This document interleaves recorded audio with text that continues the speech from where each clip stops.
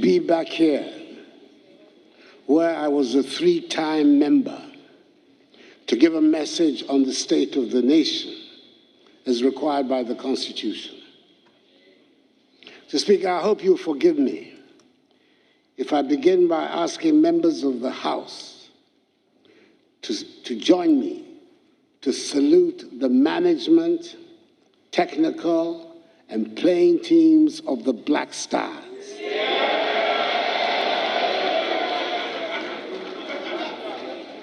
Who against the odds beat the Super Eagles of Nigeria in Abuja yesterday. Their qualification for the World Cup has brought so much joy to Ghanaians, and we're looking forward to an outstanding performance in Qatar. 3 cheers for the Black Stars.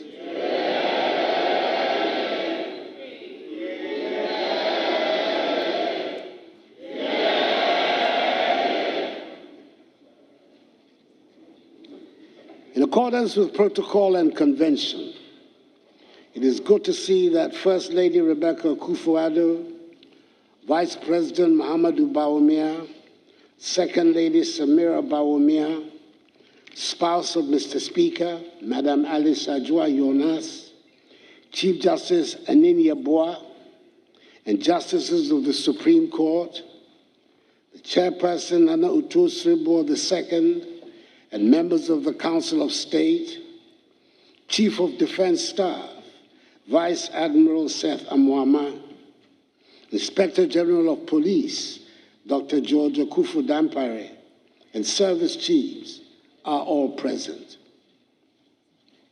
The Speaker, the House is also duly honored by the welcome attendance, virtually, of the former President of the Republic, His Excellency John Agyekum Kufuor, former First Lady, Her Excellency Nana Konadu Ajiman Rawlings, and the Dean and members of the Diplomatic Corps.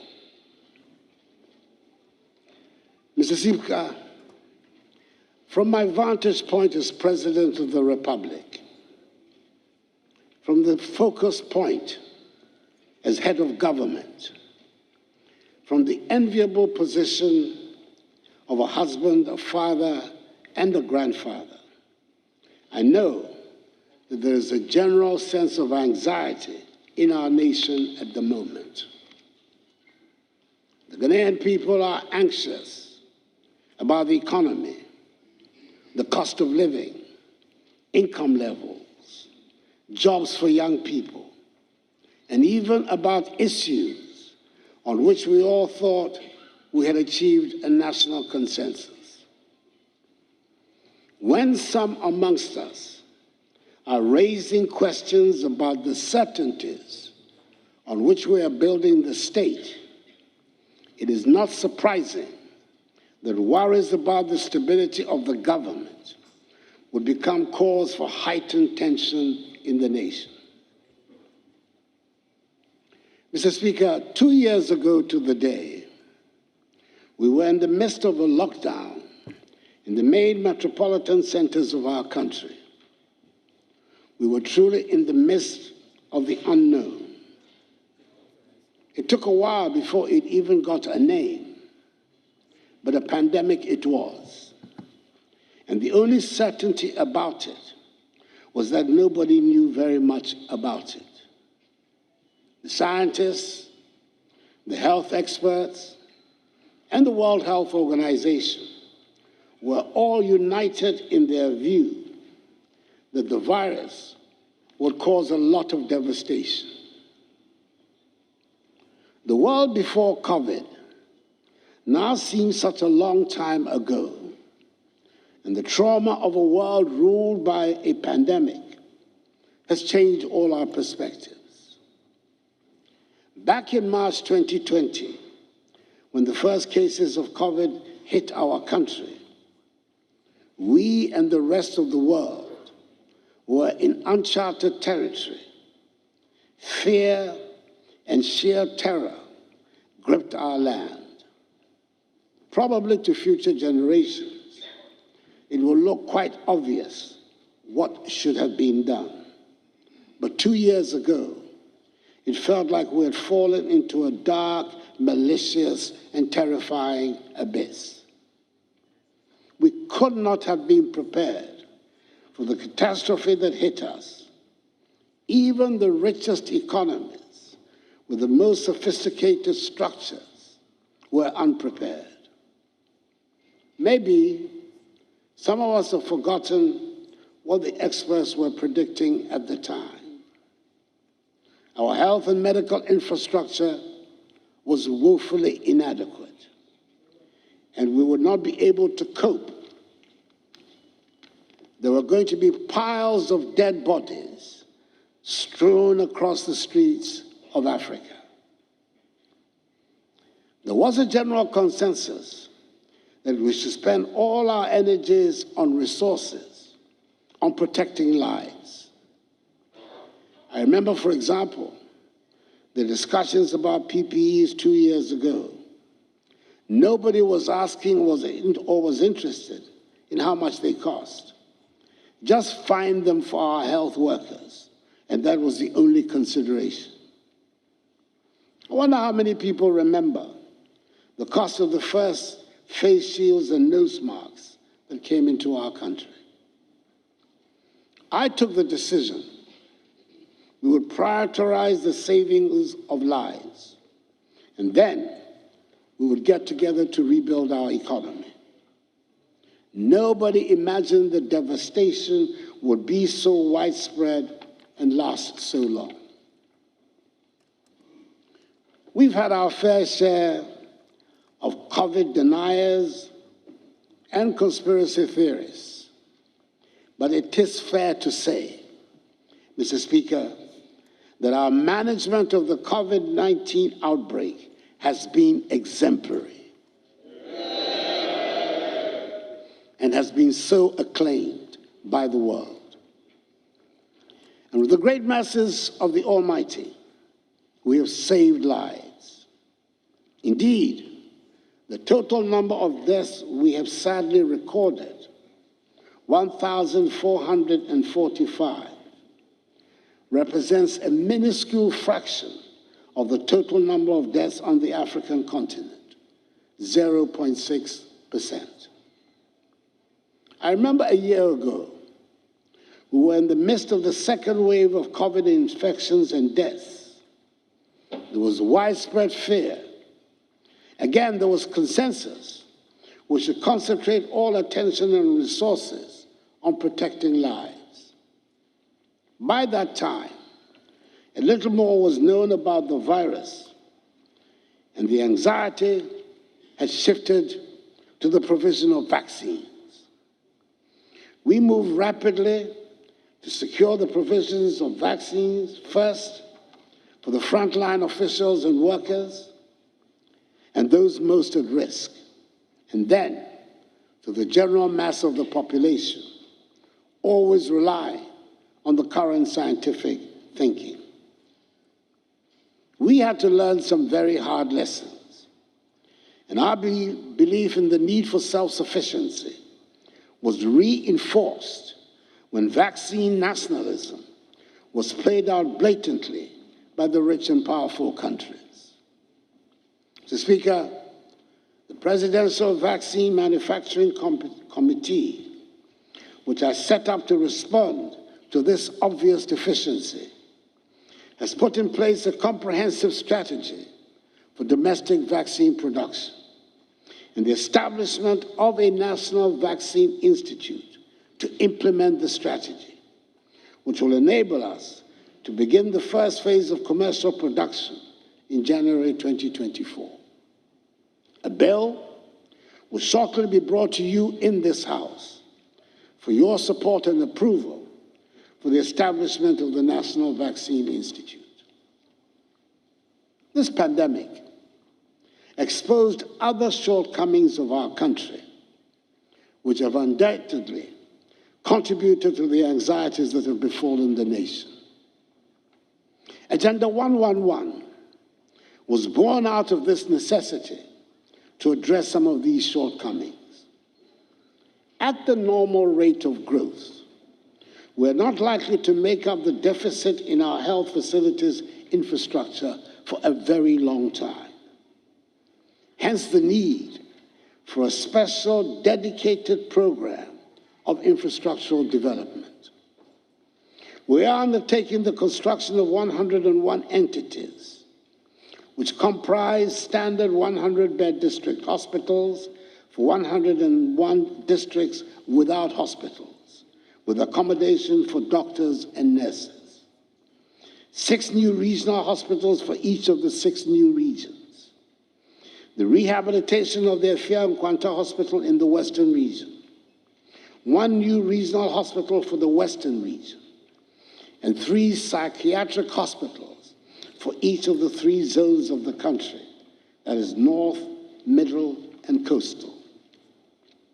It is an ambitious project which must and will be done, and which will create some 33,900 jobs for construction workers, and on completion, some 34,300 jobs for health workers. Mr. Speaker, I have to report that like all major construction projects, it is evident that the initial schedule we gave for the completion of Agenda 111 was overly ambitious. Identifying suitable sites around the country, for example, has turned out to be even more problematic than had been anticipated. I am now able to say that a great deal of the preparatory work has now been completed, and work has started at 87 of the 111 sites. I've been assured that preliminary work on the remaining 24 sites is ongoing. We have every intention of seeing this project through to its successful end, which will enable me to commission all 111 hospitals before I leave office on 7th January 2025.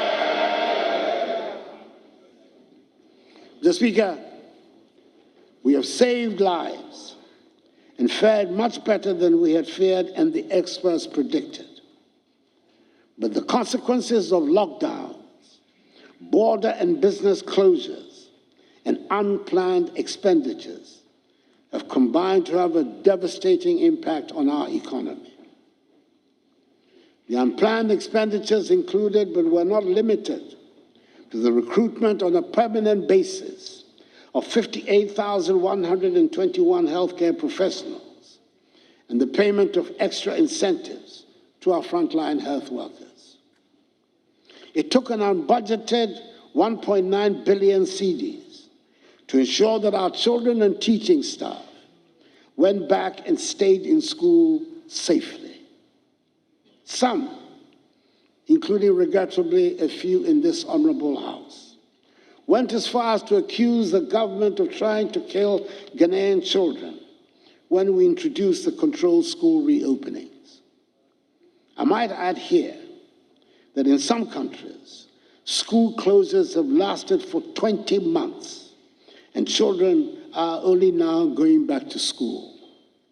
Our children did not lose a single academic year. We provided nearly 5 million households and over 10 million people with electricity and water subsidies at the time they were most needed. In all, data from the Ministry of Finance tells us that an amount of 17.7 billion cedis, 4.6% of GDP, has been spent in containing the pandemic since 2020.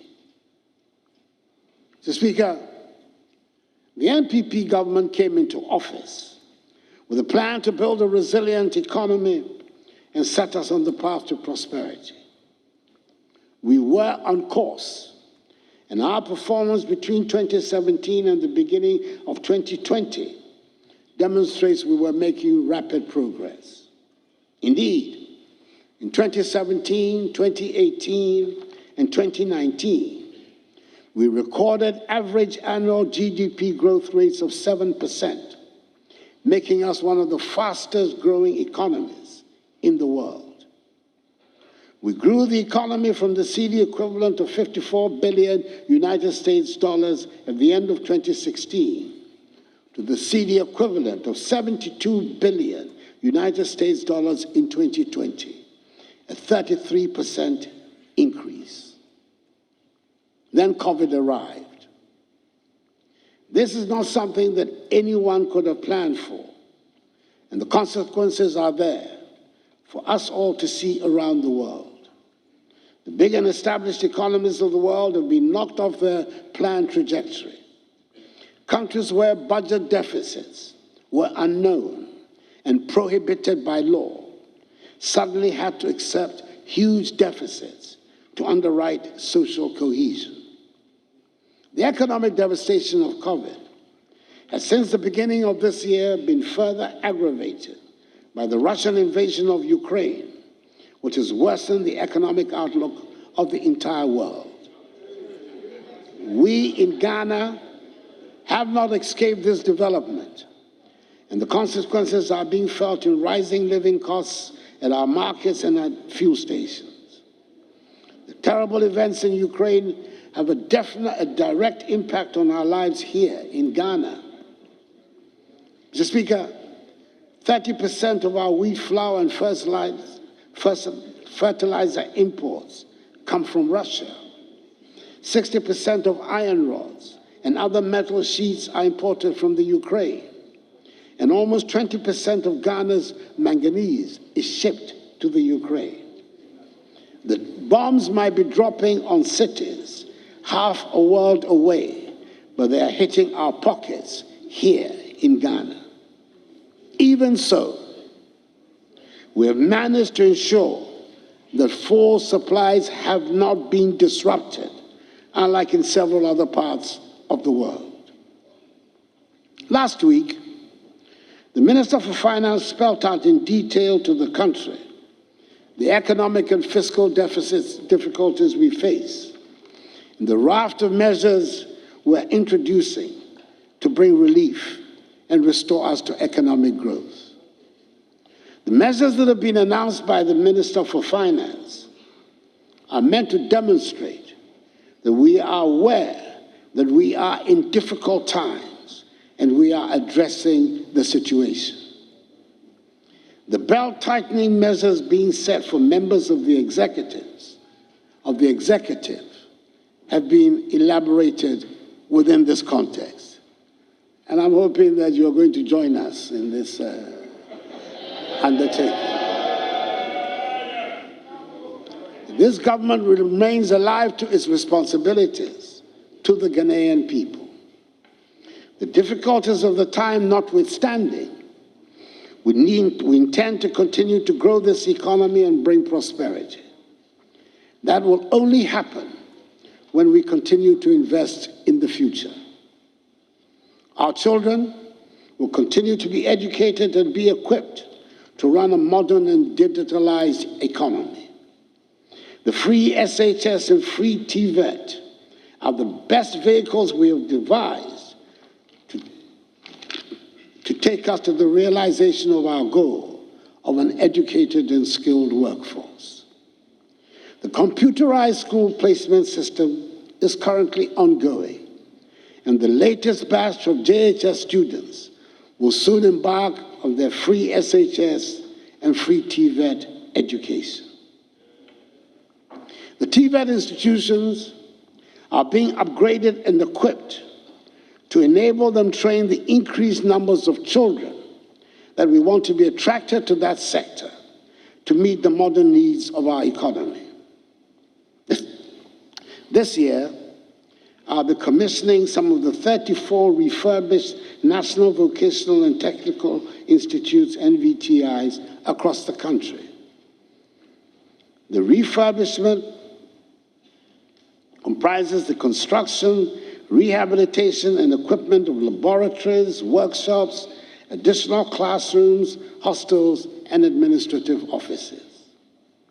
Within the next few months, The construction of 5 technical colleges will begin in various parts of the country.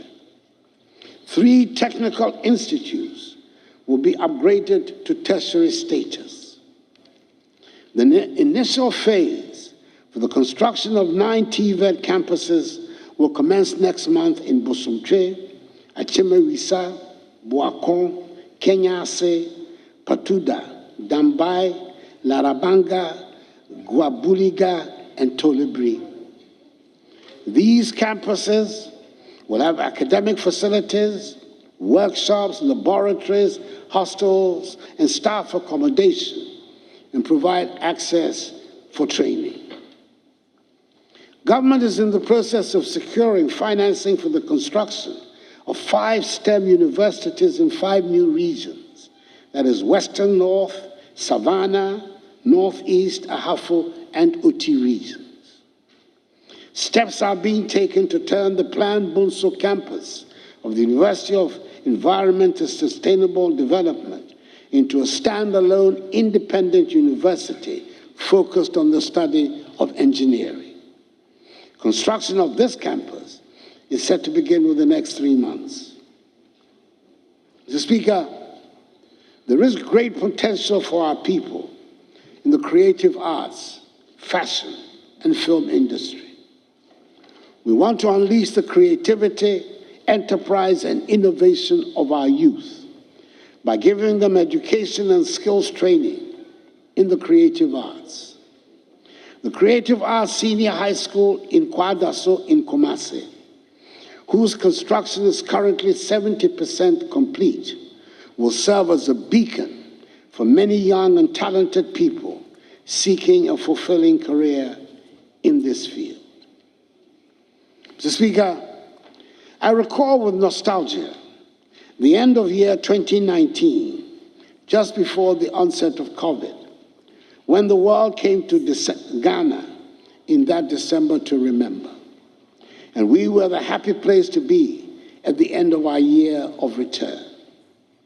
Ghana continues to lead the push for African Renaissance through the decade-long Beyond the Return project.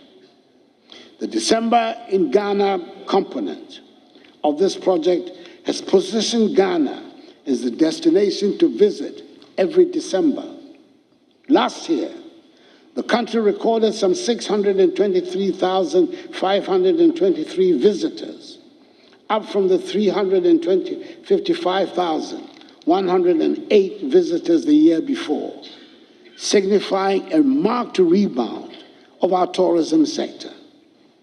We should recapture those glorious moments and build on them as we work hard to reclaim what we lost to the COVID years. Government is therefore undertaking a comprehensive renovation and modernization of tourist attractions across the country, such as the Cape Coast and Elmina Castles, Kwame Nkrumah Memorial Park, which will enable us to position Ghana as the preferred tourism destination in West Africa. Mr. Speaker, government is determined to make our country the place where hard work pays good dividends. We've made substantial investments in the agriculture sector. For example, because we recognize this is where a substantial number of our people make a living. The successes of the program for Planting for Food and Jobs have transformed the lives of many farmers around the country. I'm glad to announce that the Tono Irrigation Dam has been fully rehabilitated and is back to life and fully operational, and is serving the needs of many farmers in the areas around them. The result of significant investment by my government in the Ghana Commercial Agriculture Project has resulted in the availability of a total of 13,190 hectares of additional irrigable land through the rehabilitation of Tono, Pong, Left Bank, and Pong irrigation schemes for rice and vegetable cultivation. Immediate benefits arising from the scheme include improved rice yields, increasing from 4.5 tons per hectare to 5.5 tons per hectare, leading to increased production and growth in farm incomes. This has benefited some 14,264 smallholder beneficiaries directly, creating some 40,000 jobs along several value chain activities generated from the irrigation schemes. In particular, at the Pond Left Bank Irrigation Project, government through the Ministry of Food and Agriculture has recently engaged 9 large-scale investors in addition to smallholder farmers in the Pond Left Irrigation Project, who will be producing rice, maize, and vegetables on 1,300 hectares, using modern production technologies to achieve improved productivity and production within the next 3 months. Government has also invested in the vegetable sector through the Ghana Peri-Urban Vegetable Value Chain Project. We provided irrigation infrastructure covering a total of 541 hectares, which directly impacts vegetable farmers in the Greater Accra region. In addition to these farmers, we've also provided inputs and technical support to vegetable farmers at Hikpo in the Volta region and Asokwa in the Ashanti region. The project has provided off-taker arrangements for both domestic and international markets. The construction of 80 warehouses with a combined storage capacity of 80,000 metric tons has been completed, and their entry into the food production chain is offering better protection to the harvest of farmers. There is no doubt that for the vigorous interventions we have made in agriculture in the past 5 years, which have made us more self-reliant in our food needs, our country would have been at much greater risk as the fallout from the dramatic worldwide increases in freight charges hit prices in our markets and on our supermarket shelves. Mr. Speaker, the cocoa industry has marked a lot of interesting and far-reaching achievements this past year, including producing 1,047,385 tons, the highest ever recorded in Ghana's history. Together with our counterparts in Côte d'Ivoire, we have addressed the inequalities in the international marketing system of cocoa by paying a living income differential of 500 United States dollars per ton of cocoa to our farmers. This is a remarkable initiative that cushions the income of the Ghanaian cocoa farmer, the backbone of our economy. I want to draw attention to one other innovation in the industry that appears to be a small item. A non-adjustable electronic weighing scale has been introduced for the purchase of cocoa from our cocoa farmers. This scale, which was introduced at the start of the cocoa season in October, has been approved by the Ghana Standards Authority. It cannot be tampered with by purchasers. Not many people outside the cocoa industry will realize the significance of the introduction of this little bit of technology. But it brings to an end one of the main sources of distrust between cocoa farmers and officialdom. The age-old belief and suspicion that cocoa farmers are being cheated by tampering with the weighing machines has come to an end. The same use of technology to attract more young people into agriculture is continuing with the training of 537 youth in the production of high-value vegetables using greenhouse technology. 190 of them have been on an 11-month internship in Israel, and they are back with a lot of enthusiasm. We are expecting great things from them. Indeed, Mr. Speaker, We're expecting greater things from the greater use of technology and the digitalization of our economy as a whole.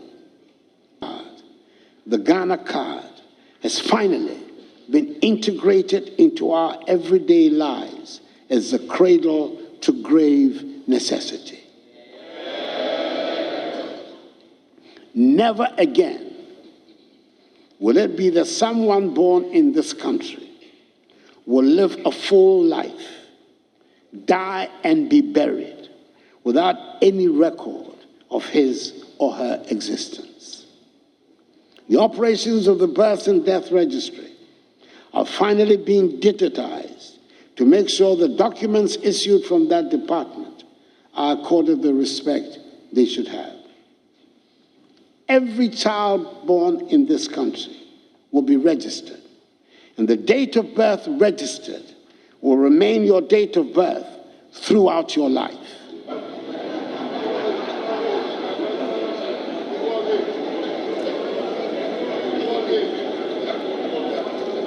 Mr. Speaker, there will be no school age, no football age, no SNIT age, and no official age. When we register for national health insurance, the details of our identification will be the same as the details on a driving license, a passport, and yes, on our tax identification number. Today, we all have addresses at which we can be identified, even if we live, unfortunately, for the time being in a chaos. And when we die, that inevitable rite of passage will be recorded to mark the end of our life. Mr. Speaker, it is not enough that the state collects all this information. It is critical that every citizen is able to benefit from the digitization process. The benefits range from being able to give directions to our addresses for deliveries and being able to gain access to government services without having to go to the ministries. The Rural Telephony Project, being undertaken by GIFEC, is working to fill the void created by the telephone operators' inability or unwillingness to extend their services to areas they deem uneconomical to operate.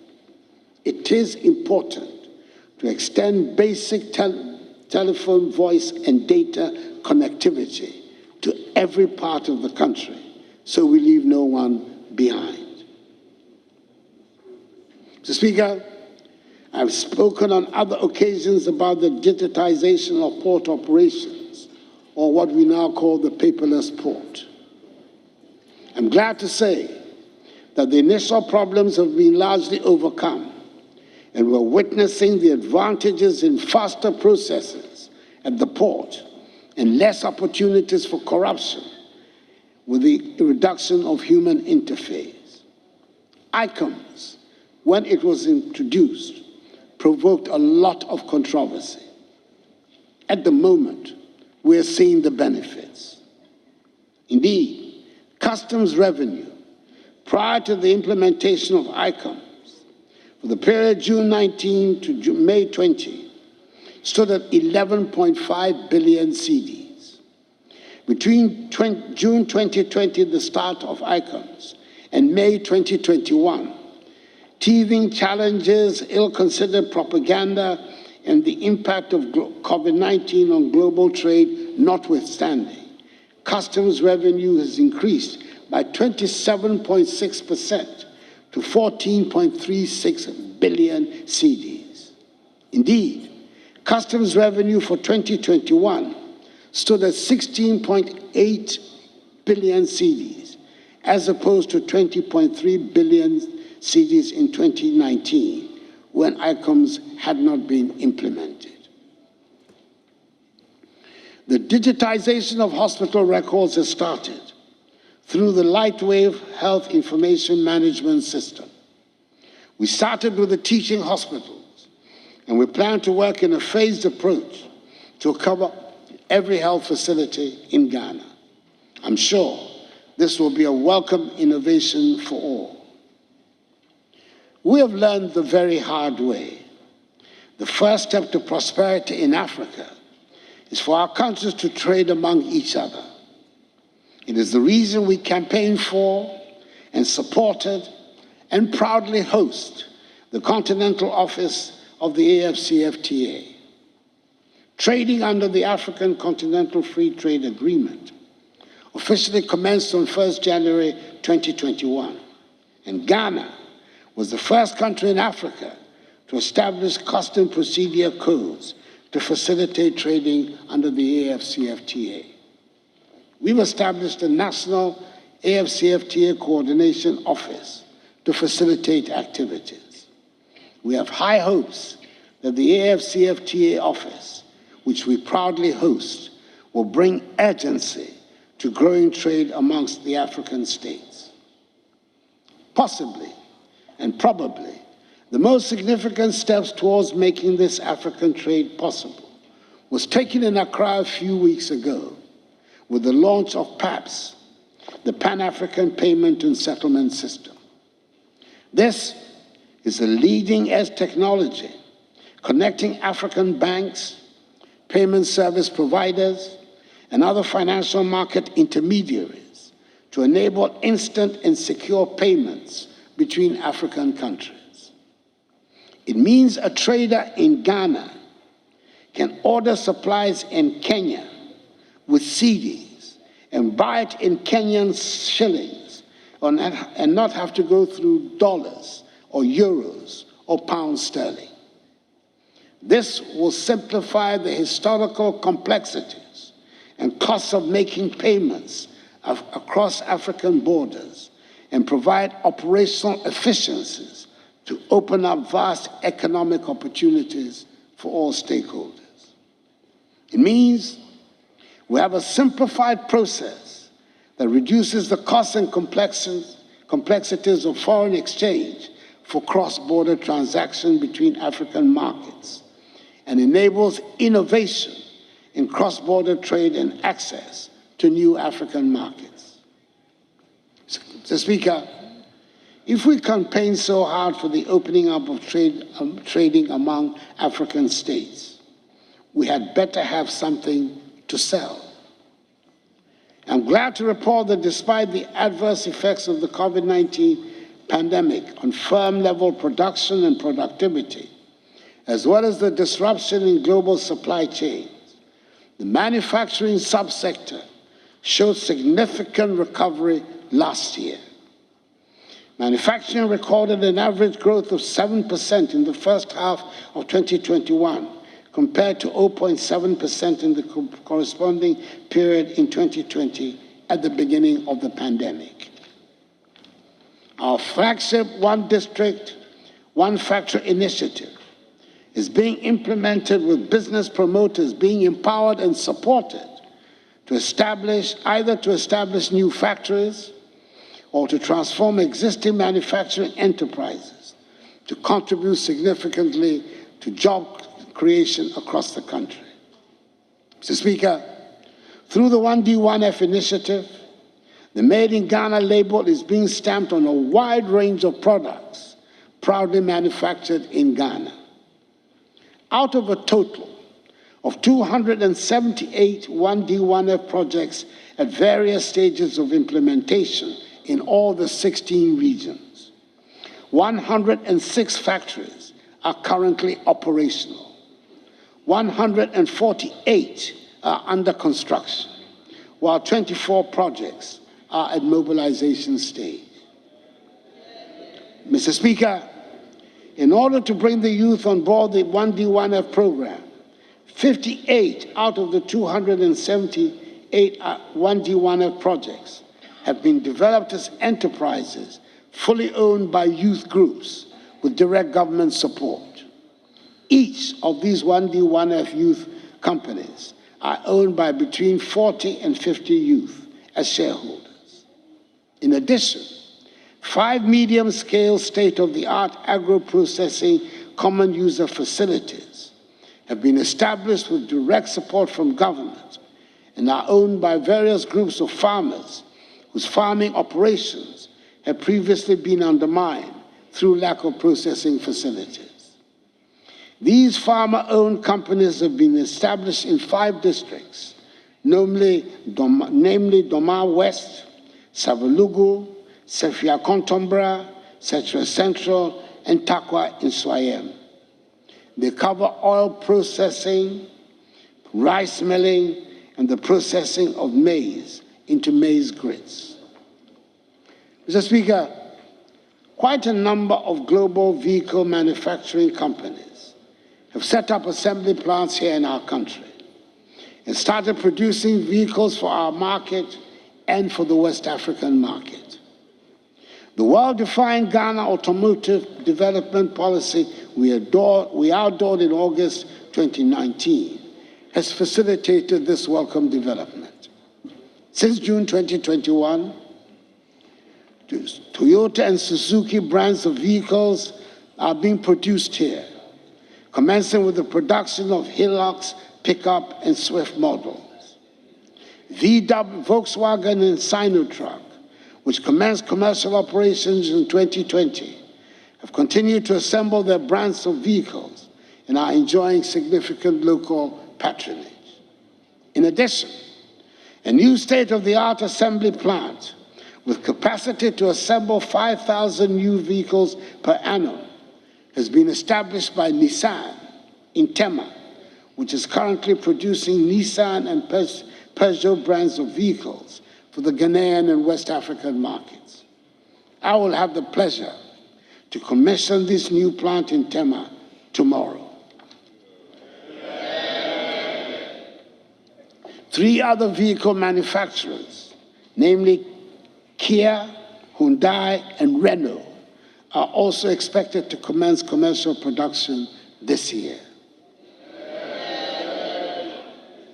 Our national iconic automobile brand, the Kantanka brand, produced by Kantanka Automobile Company Limited, also stepped up production of its made-in-Ghana vehicles, which include Nkunumdie SUV, Omama pickup, Onate 4x4 pickup, Otumfor SUV, and K71 small SUV models.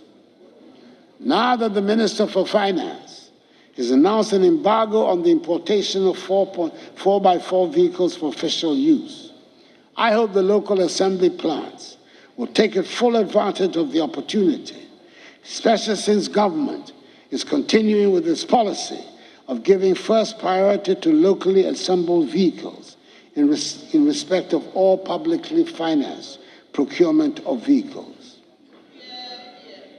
Mr. Speaker, we have proof beyond the education, agriculture, and manufacturing sectors to show that we have been using state revenue to expand infrastructure across other sectors and improve lives. For the first time in our history, we are doing something about the infrastructure needs of the judiciary on a major scale. A courthouse is an essential element of the architecture of a state dedicated to the promotion of the rule of law. And yet, there are large areas of our country that are not served by any court, and people have to travel long distances to access the services of a court. Unfortunately, as the former Chief Justice once put it, the conditions of most of the court facilities around the country where they exist are not fit for purpose. We have thus embarked on a project to provide 100 courthouses and accompanying residences for judges and magistrates around the country. 50 of them are being built and are near completion and should be handed over to the judiciary soon. Mr. Speaker, 121 residential units for the judiciary are also being built across the country. Furthermore, 22 new modern townhouses are being constructed at Denyame in Kumasi to address the accommodation challenges facing Court of Appeal judges assigned to the northern sector. Some of you might remember that work began some 20 years ago on the construction of Law House, a proposed new office accommodation for the Office of Attorney General and Ministry of Justice. A 12-story edifice consisting of 10 floors above ground and 2 stories underground. Work on the project has stopped many years ago. I'm glad to say that not only has the project been resurrected, I'm told it is expected to be completed by the end of this year. Mr. Speaker, whilst on the subject of law enforcement, the passage of the Right to Information Act, the Witness Protection Act, the amendment of the Criminal Offences Act, and other laws have enhanced significantly the capacity of the state in the fight against corruption. It is also an undeniable fact that budgetary allocations for institutions actively engaged in public sector accountability, that is the Office of the Auditor General, the Judiciary, Parliament, and the Ghana Police Service, have witnessed significant increases since I assumed office in 2017. Furthermore, we now have a new special prosecutor who appears to have all the wherewithal necessary to exercise vigorously the prerogatives of his office. Mr. Speaker, it is in the road sector that we have registered the greatest infrastructure achievement. I know that the word unprecedented is often used with careless abandon in our public discourse, but I use it carefully and purposefully. In the 5 years of my government, so far, more roads have been built, improved, and upgraded than at any equivalent period under any government in the history of Ghana. Some 10,885 kilometers of new roads have been constructed in these 5 years. Let me mention, Mr. Speaker, that yesterday it was my honor and great pleasure to have commissioned the Tamale interchange.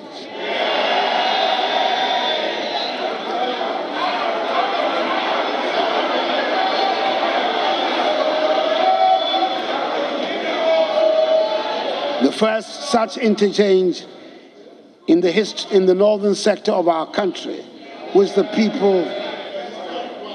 people of Tamale gladly celebrated.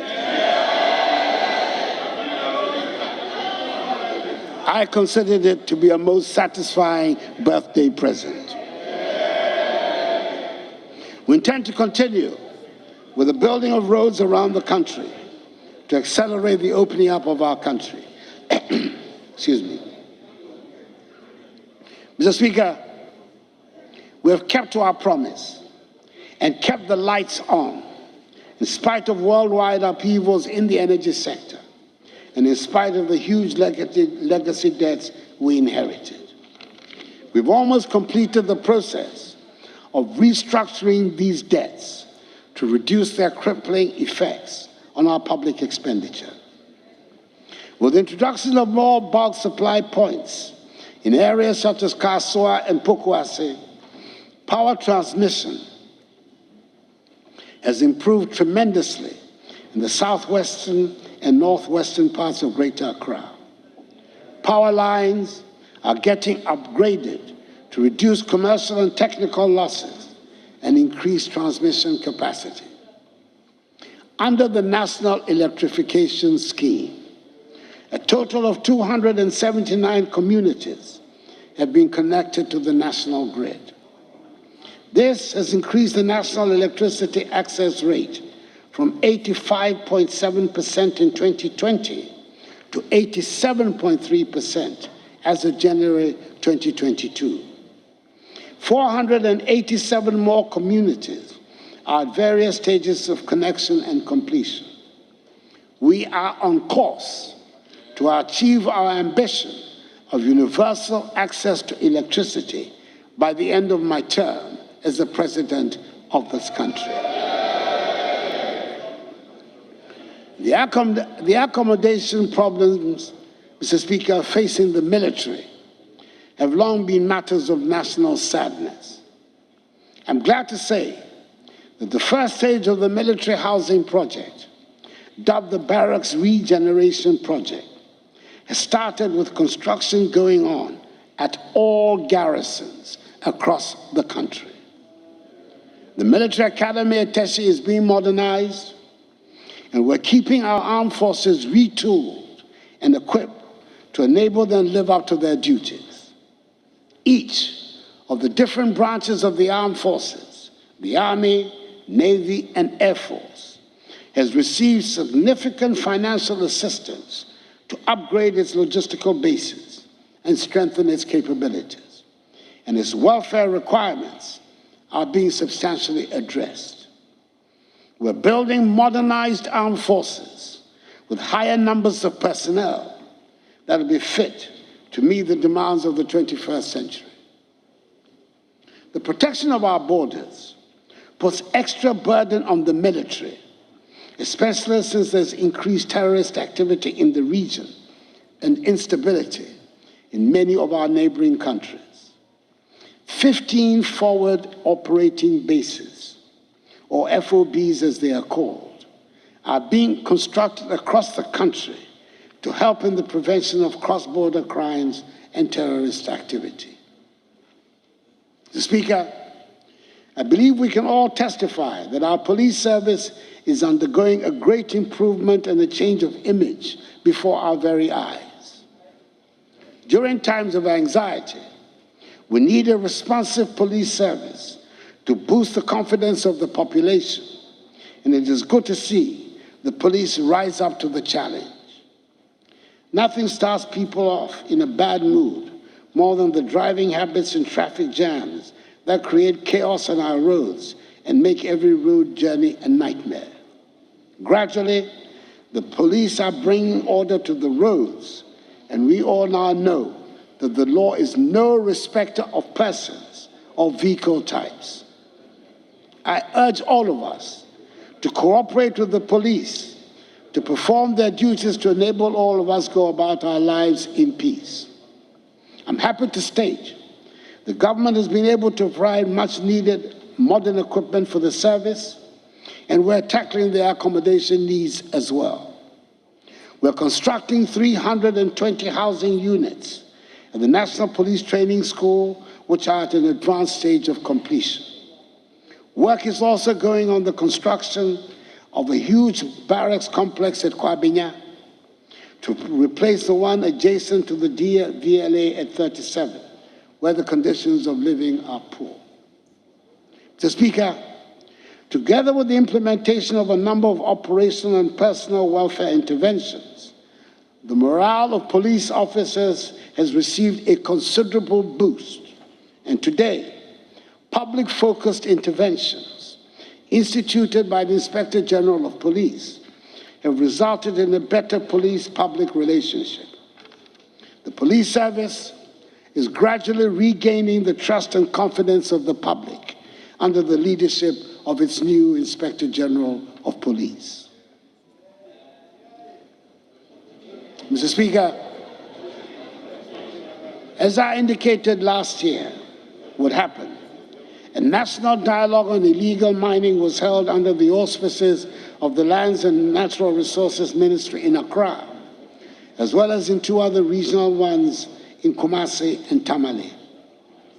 If ever the support of all citizens was required to make something work, it is in the battle to end illegal mining and restore our lands and water bodies back to health. We have declared river bodies and forest reserves as red zones for mining.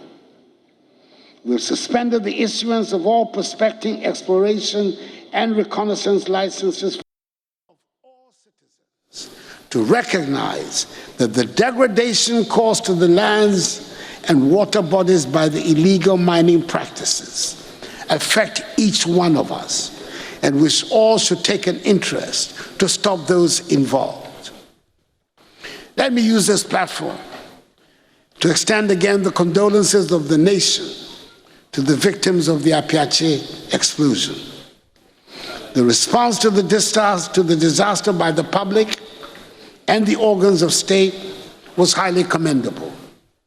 Government responded swiftly in the immediate aftermath of the incident by dispatching a high-powered delegation under the leadership of the Vice President to Apiache.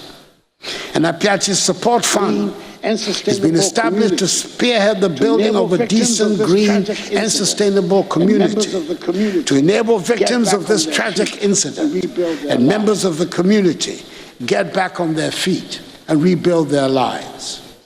As rising out of this incident, government will ensure that the health and safety policies of the mining industries are in accordance with international best practices. As many people turned out to join in the exercise to plant trees, I urge all of us to continue to take care of what we planted to make sure that the 7 million seeds we planted, i.e. 2 million more than the original target of 5 million, become fully grown trees. And please, join in the Ghana Green Day when it comes along on 10th June, the designated Green Ghana Day for this year, when we seek to plant 20 million trees. That is a four-fold increase over the 2021 target of 5 million.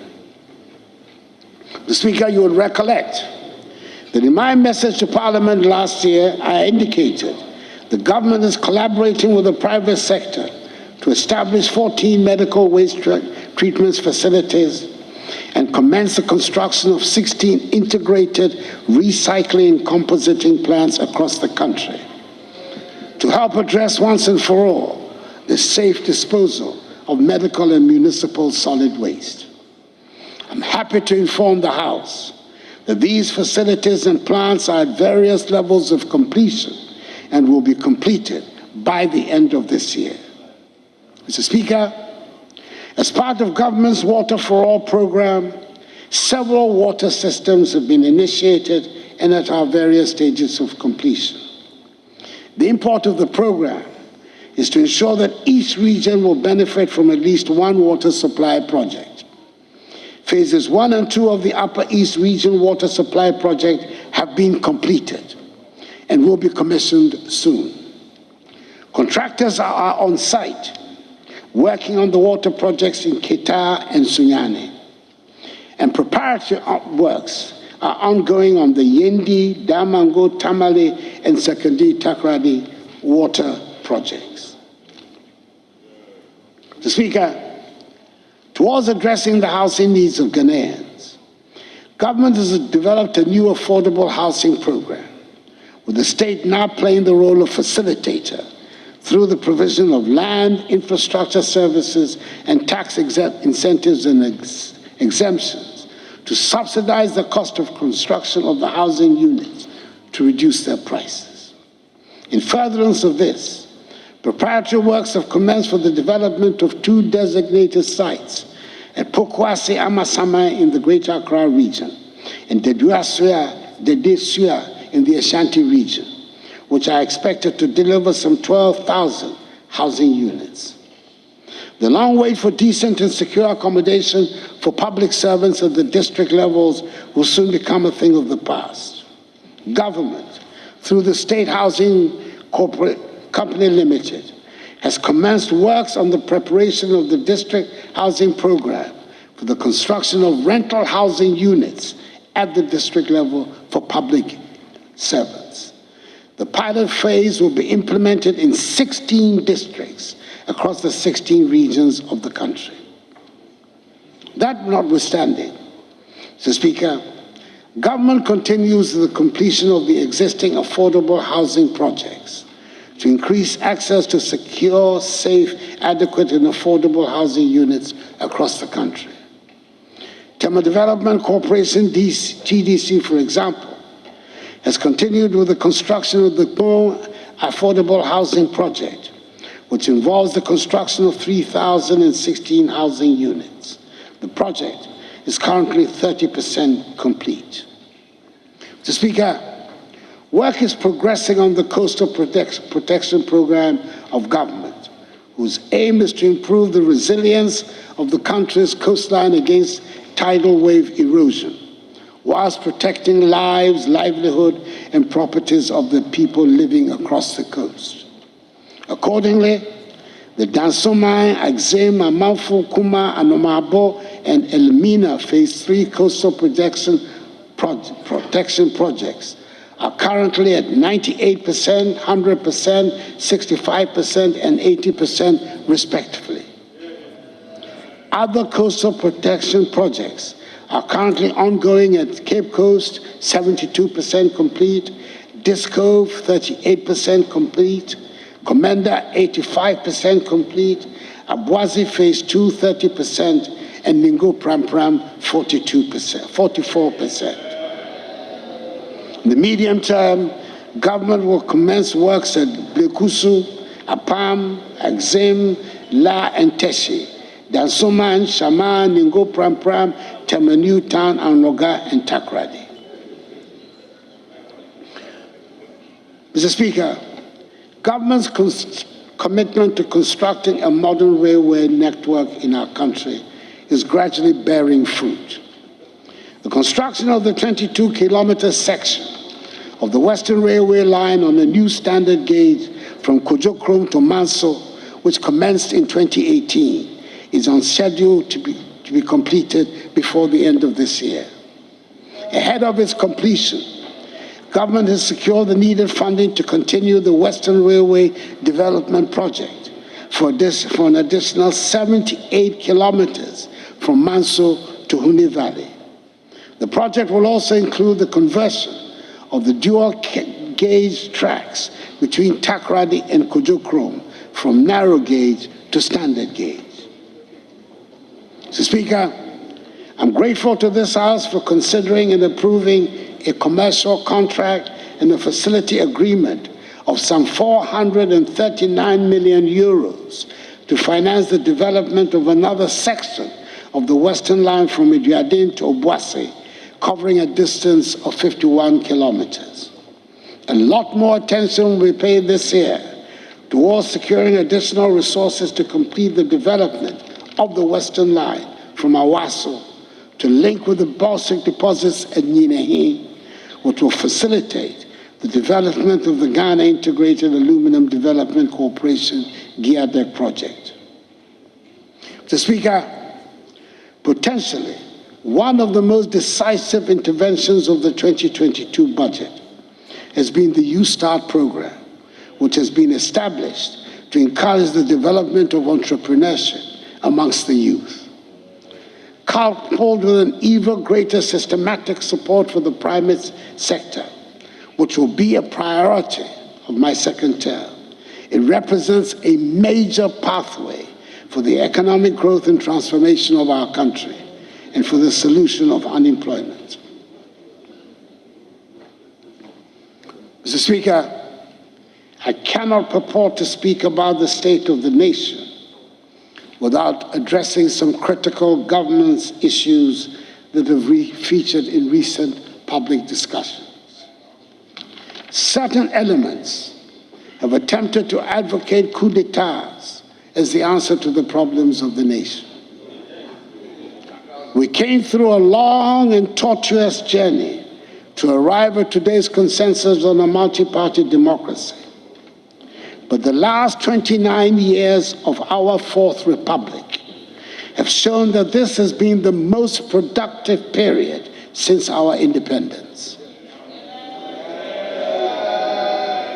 Both the major political parties of the country, the New Patriotic Party, NPP, and the National Democratic Congress, NDC, have made positive contributions to this development. There's work to be done on building our institutions, but our democracy is worth fighting for. It is up to us to find a way to accommodate each other and our differences, to make things work for the benefit of the Ghanaian people. Mr. Speaker, It might also be well that coup d'etats have re-entered our discourse because of the turmoil in our neighborhood. The West African region is suddenly back in the international news headlines for all the wrong reasons. We're back again as the region of political instability and the place for coups. Long and bitter experience led ECOWAS to its current stance of zero intolerance for military coups. We in Ghana know the cost of instability. It leads to the exodus of our artisans and professionals and the emptying of teachers from our schools. Speaker, today, at every traffic light junction in our big towns and cities, you can see the results of instability in our neighborhood with the influx of refugees into our country. We should be unapologetic about campaigning for stable democratic governments in our region. We do not want to be an island of peace and stability in a region of turmoil. We do not aspire to be prosperous in the midst of want and poverty. We want a stable and prosperous Ghana in a stable and prosperous region. We should use our chairmanship and membership of ECOWAS, our membership of the African Union, our membership of the Commonwealth, our membership of La Francophonie, and our position as a non-permanent member of the UN Security Council to advance these goals. Mr. Speaker, taking into consideration the fact that COVID infection numbers have fallen dramatically, and on the advice of the National COVID Task Force, and announced on Sunday, 27th March, in the 28th update of the Fellow Ghanaians series, the lifting of most of the restrictions that we have had to endure for the past 2 years. As the health experts have advised, I hope we shall continue with some of the measures, like the washing of hands and the enhanced hygiene protocols that have served us so well, even though they are no longer mandatory. I'm sure we're all very relieved that the wearing of masks is no longer mandatory and we can hug our loved ones. With the lifting of the COVID restrictions, I'm looking forward to renewed energy and enthusiasm as all workplaces reopen at full capacity. Mr. Speaker, despite the protracted and sometimes acrimonious nature of proceedings, I'm happy that the House has finally found it possible to pass the e-levy bill. I believe strongly the levy is going to make a significant contribution to revenue mobilization and the management of the national economy. And I want to thank members of the House for making this possible. Mr. Speaker, there are many problems that we have to overcome to get back to where we ought to be. I need your support. No president, no parliament, no government can undertake this task all by themselves. We need all Ghanaians to pull and push together. The road to recovery will be long and hard, but we have started on a good footing by accepting that we are in a difficult place and are taking the difficult decisions that will get us out. If anyone had ever had any doubts about the need for self-reliance, the point has now been forcibly drilled home to us. The pursuit of the Ghana Beyond Aid agenda is even more compelling now. I have no doubts whatever, Mr. Speaker, that we have it in us to build the Ghana of our dreams. I saw the spirit of togetherness and the willingness to help each other when COVID struck. We looked out for each other. I saw the sense of enterprise and innovation of the Ghanaian. I saw our manufacturers quickly adapt their plans to produce sanitizers, and our tailors equally quickly displayed the innovation they had always been known for by turning face masks into fashion items. We have first-class health professionals and they came into their own during the crisis, and we're providing the infrastructure to enhance the quality of their work. We have first-class teachers. They showed it when the pandemic struck and kept our children firmly to their books. The self-confidence of the Ghanaian is well-rooted. Let us, more than ever, hold up our heads high and face the future with courage, hope, and assurance.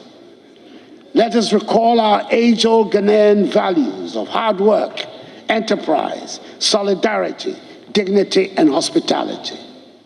Look around you, believe in Ghana, and be inspired by Ghana. We will bounce back together. The battle is the Lord's. May God bless us all in our homeland, Ghana, and make her great and strong. The Speaker, I thank you for your attention.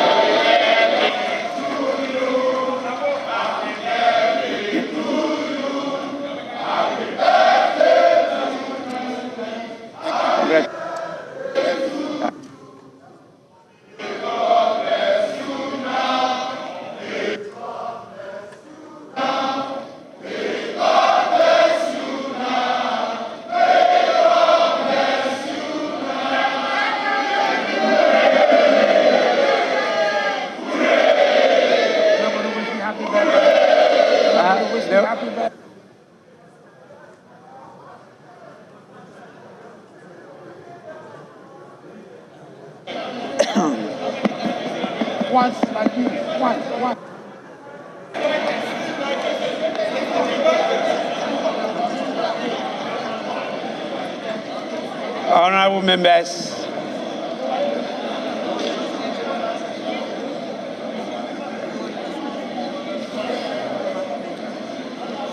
we have heard His Excellency the President. We've also heard the concerns that some of you have raised, and His Excellency has responded to it. I, on behalf of all of you, in accordance with Standing Order 58, wish to convey to His Excellency the President the gratitude of the House. Honorable members, again, in accordance with the practice of this House, a formal communication will be forwarded to His Excellency the President after the House has thoroughly debated this message on the state of the nation. With this, I'm looking at the time of the day. I want to give the opportunity to the leadership of the House to, if there is any indication of where we proceed from here.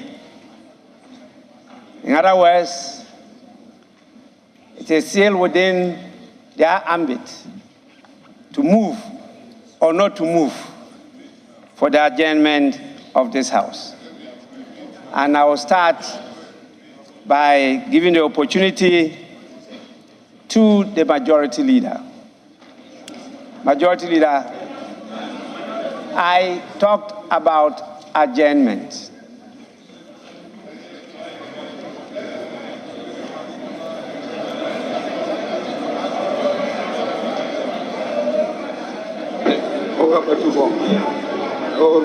The Speaker, as you indicated, we've just listened to the President deliver a message on the state of the nation.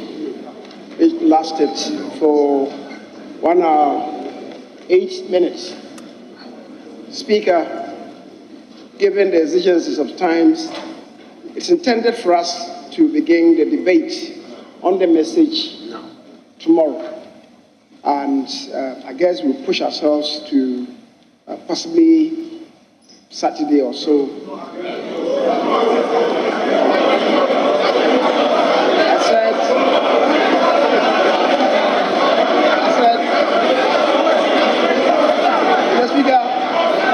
Honorable members. Possibly. Honorable members. I chose my words advisedly. I said possibly Saturday. The Speaker, if we cannot conclude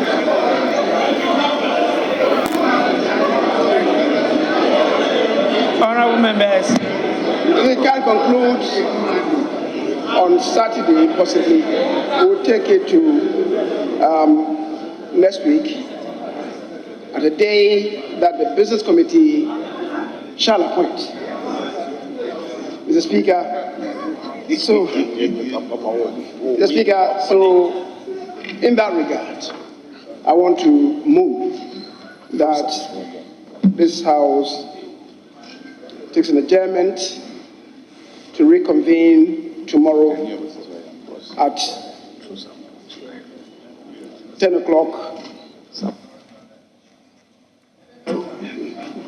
At 10 o'clock in the forenoon. Speaker, I believe, as the President has shared with us, we stand united and in a very transparent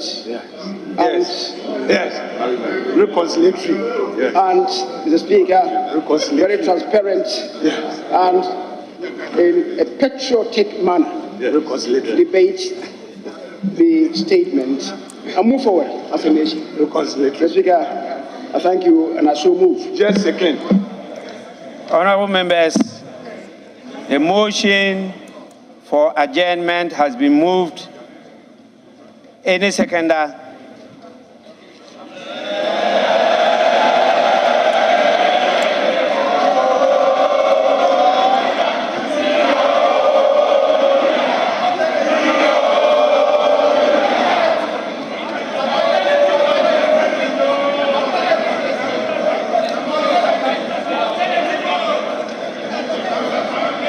Yes, Minority Leader.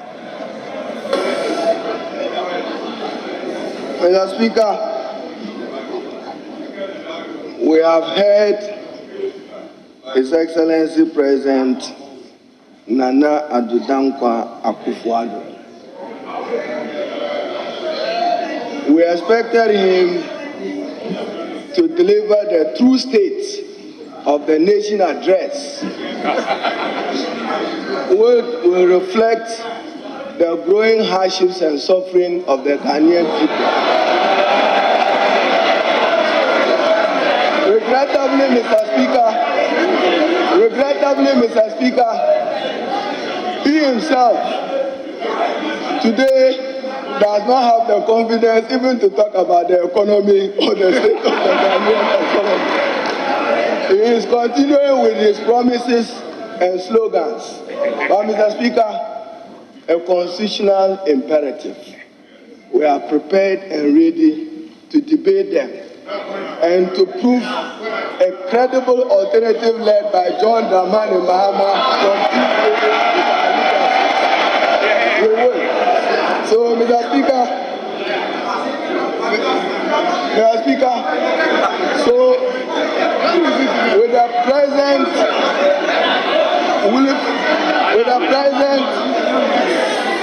willfully downplaying the hardship reality, I beg to second the motion for adjournment.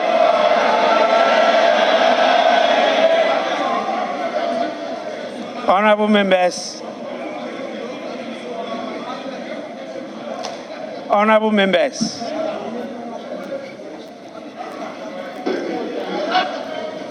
Order, order.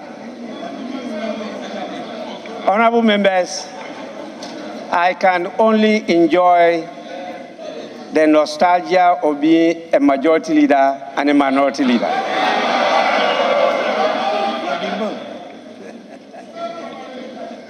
I enjoy the privileges of both.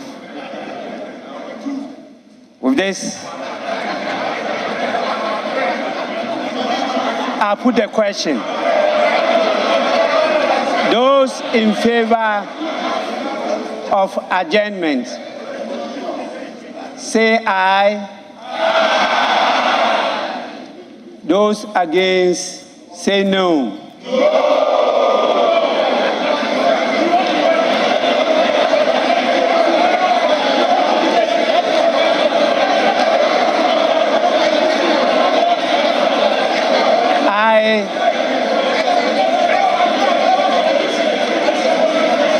Honorable members, I put the question again. Those in favor of adjournment of sitting to tomorrow, say aye. Those against, say no.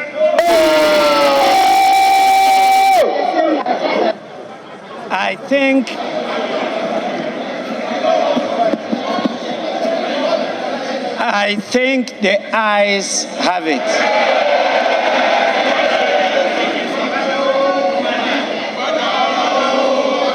The ayes have it. The House is accordingly adjourned till Thursday, 31st March 2022 at 10 o'clock in the forenoon. The House is adjourned.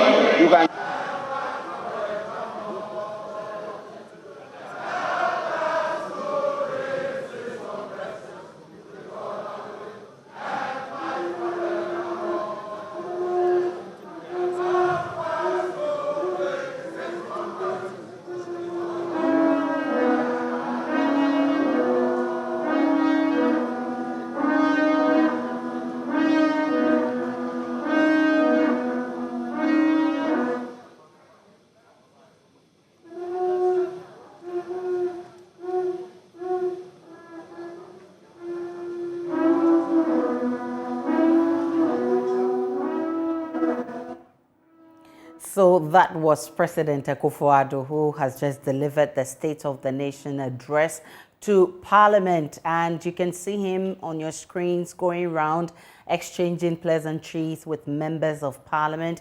He started from the majority side of the House. He's now speaking with minority members. You have the leadership in front.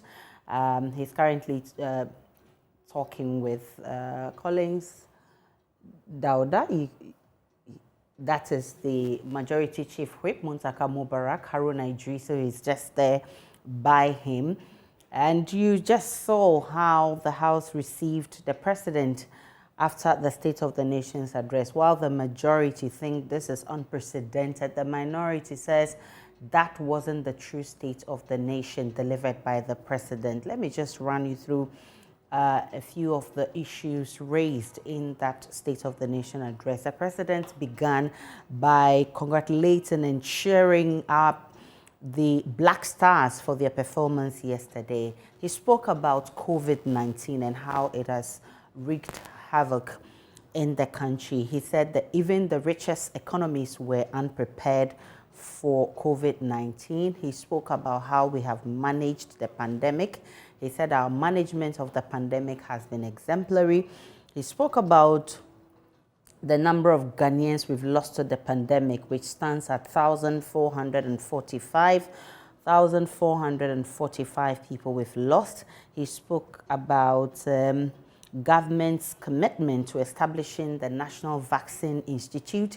He also went on to talk about how the pandemic has exposed Ghana's shortcomings. President Akufo-Addo went on to talk about the Russia-Ukraine war, which has aggravated the impact of the pandemic. Now, you can see on your screens that the president is now exiting the chamber, and he's followed by the judges. The Chief Justice has taken the lead, followed by the judges who are accompanying him out of the chamber. The marshal will now go for the mace, and the rest of the members of the House will follow because the House has adjourned. But just to run you by a few of the issues raised in the State of the Nation's address, President Akufo-Addo says government is committed to establishing the National Vaccine Institute. He says government spent 1.9 billion to keep students in school, and government spent 17.7 billion on managing the pandemic, $17.7 billion in managing the pandemic. He spoke about new measures that shows that government is aware of the harsh economic times. We'll make way for the midday news here on Joy News. When we return for the midday news, we'll talk more about the State of the Nation's address.